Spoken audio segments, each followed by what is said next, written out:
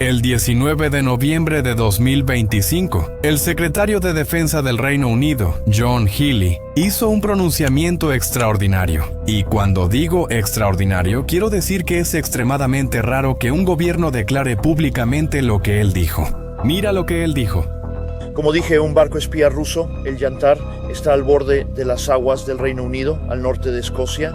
Ha intentado entrar en las aguas más amplias del Reino Unido en las últimas semanas. Este es un barco diseñado para recolectar inteligencia y mapear nuestros cables submarinos. Hemos destacado una fragata de la Marina Real y aviones Real Fuerza Aérea P-8 para monitorear y rastrear cada movimiento de este barco.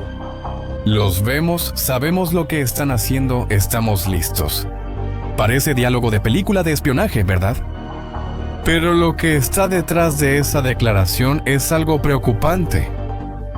Vamos a empezar por lo que sucedió exactamente ese día. Un barco ruso llamado Yantar estaba navegando cerca de las aguas británicas. No era la primera vez. De hecho, ese barco llevaba semanas rondando la costa del Reino Unido. Pero el día 19, Rusia cruzó una línea. El Reino Unido envió un avión de patrulla marítima, un P-8A Poseidón, para investigar el barco. Este no es un avión cualquiera. Es una aeronave de millones de dólares, equipada con un radar sofisticado y sensores capaces de detectar cualquier cosa en la superficie o bajo el agua. Junto con el Poseidón, el Reino Unido también envió una fragata tipo 23 de la Marina Real para seguir de cerca al barco ruso. Y posiblemente, según datos de rastreo de vuelo, incluso cazas Typhoon con tanques de reabastecimiento aéreo fueron movilizados. La reacción británica fue masiva, lo que muestra que tomaron la situación muy en serio. ¿Y Rusia? La tripulación del Yantar apuntó láseres contra el avión británico y potencialmente también contra los barcos. Ahora puedes estar pensando, láseres, ¿eso realmente es tan grave? La respuesta es sí, porque existen dos tipos de láseres que Rusia podría estar usando. El primer tipo son los llamados deslumbradores. Estos láseres tienen suficiente energía para cegar temporalmente sensores ópticos e incluso los ojos de los pilotos. E imagina estar pilotando un avión a cientos de kilómetros por hora y de repente un destello verde intenso golpea tu visión.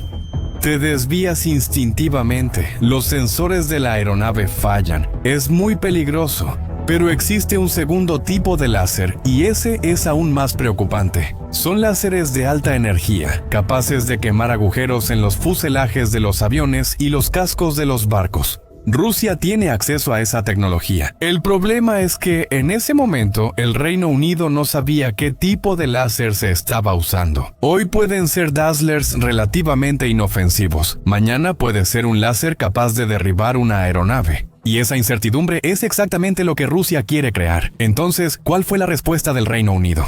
Bueno, Healey no se quedó en silencio. Él dejó claro que el Reino Unido había estado rastreando al Yantar durante semanas. Y más que eso, reveló algo interesante. La última vez que el Yantar estuvo en aguas británicas, la Marina Real hizo que un submarino nuclear de ataque emergiera justo al lado del barco ruso, y la tripulación rusa ni siquiera se dio cuenta de que el submarino estaba allí. Fue una demostración de poder, un mensaje claro: sabemos exactamente dónde estás, y tú no tienes idea de dónde estamos nosotros.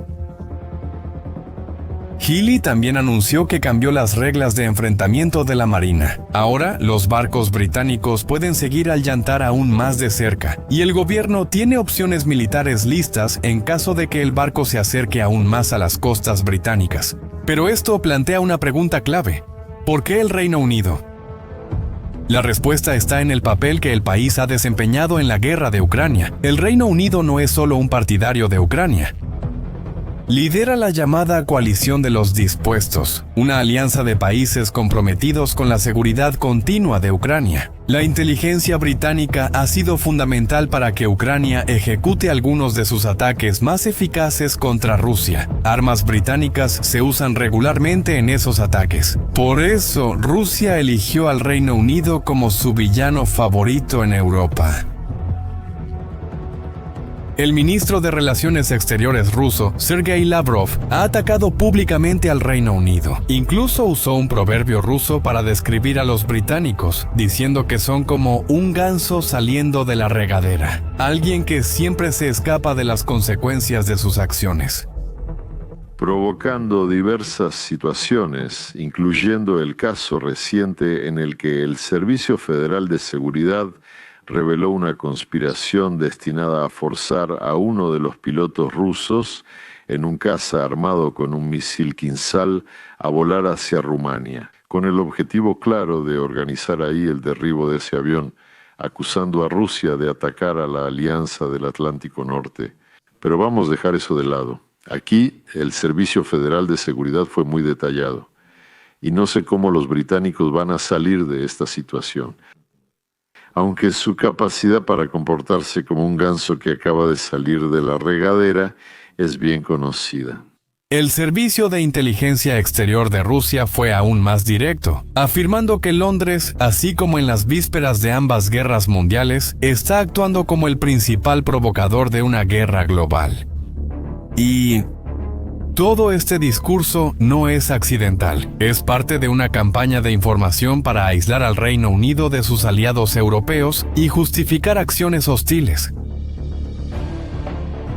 Pero hay otra razón por la que el Yantar está en aguas británicas, y esa razón es técnica. El Yantar no es solo un barco espía común, lleva equipo especializado, incluidos sumergibles, capaces de descender hasta 6.000 metros de profundidad. Eso es el doble de la profundidad necesaria para alcanzar los restos del Titanic. ¿Y quieres saber por qué eso importa? Porque el Reino Unido depende de infraestructura submarina crítica.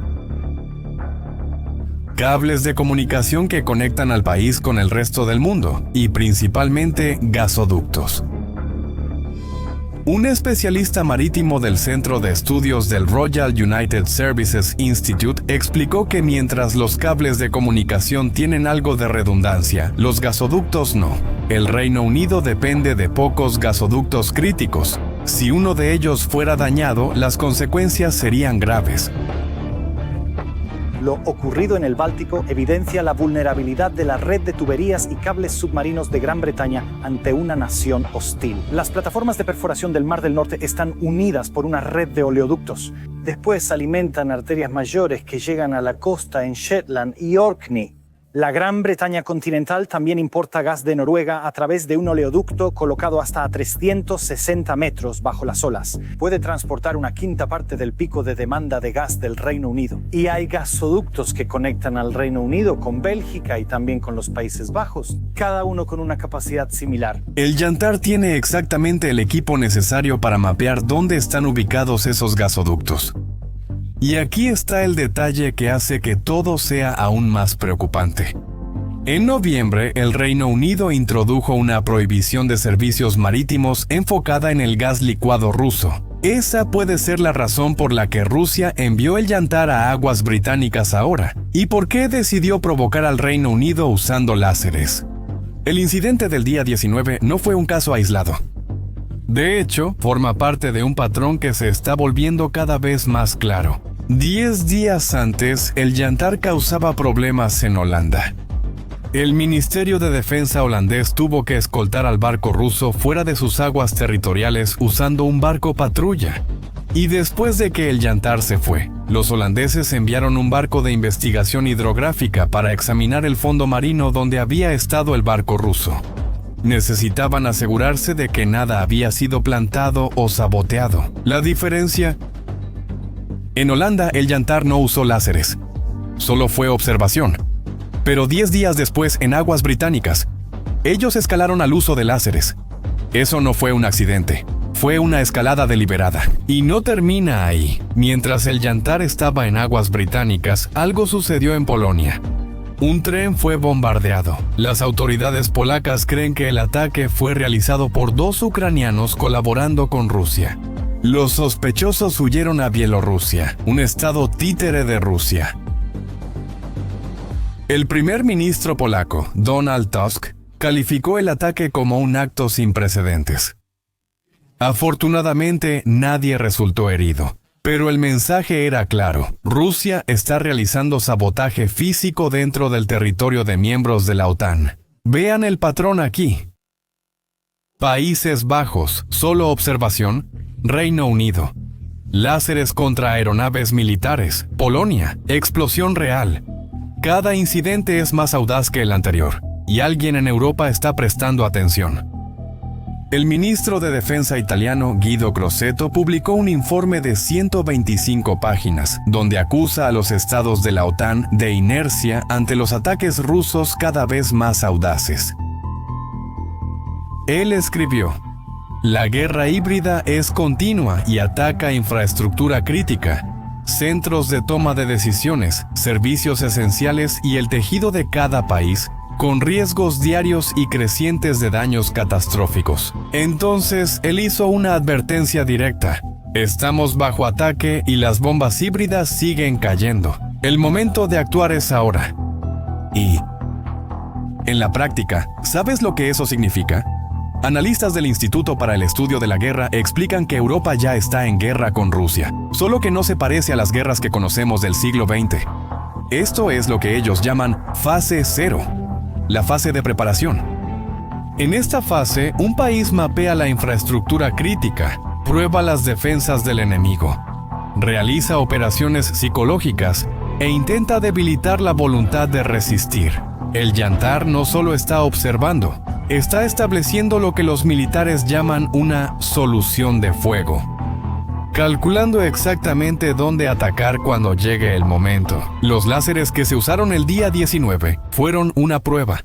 Rusia quería ver cómo reaccionaría el Reino Unido ante el contacto directo. La siguiente fase, la fase 1, sería cuando comiencen los ataques cinéticos reales, cuando se corten los cables, cuando se saboteen los gasoductos, cuando la preparación se convierta en destrucción. Y la advertencia que los especialistas están dando es que Rusia se está preparando para hacer esa transición. Por ahora son láseres. Mañana podría ser un cable de internet cortado que deje a millones sin conexión, o un gasoducto dañado que deje a ciudades sin calefacción en invierno. Rusia está mostrando que tiene la capacidad y que está dispuesta a usarla. Lo que pasó el 19 de noviembre no fue solo un incidente curioso que involucró láseres y barcos. Fue un síntoma de una guerra ya en marcha, silenciosa y librada en las sombras, usando intimidación, sabotaje y mapeo de vulnerabilidades.